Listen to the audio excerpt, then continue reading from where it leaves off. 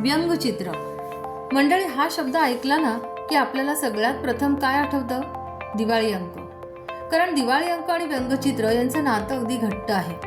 आणि याचबरोबर आपल्याला आठवतं ते वर्तमानपत्रात डावीकडे किंवा उजवीकडे कोपऱ्यात कुठेतरी येणारा छोटासा कॉलम, ज्यामध्ये दैनंदिन जीवनातल्या एखाद्या घडामोडीवर अगदी मार्मिक भाष्य केलेलं असतं.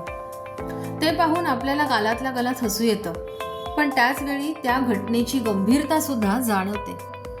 तरीही व्यंगचित्रांबद्दल आपल्या मनात संकुचित दृष्टिकोन आहे.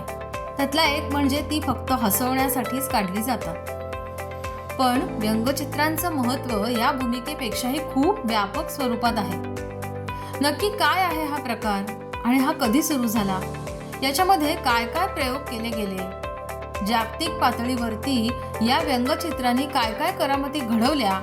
या सगळ्या गोष्टी जर तुम्ही जाणून घेतल्यात तर आश्चर्याने थक्क व्हाल. कारण ही चित्र रेखाटणाऱ्याचं कौतुक क्वचितच झालं, पण त्याच्या जीवावर बेतण्याचे प्रसंग मात्र अनेकदा आले आहेत.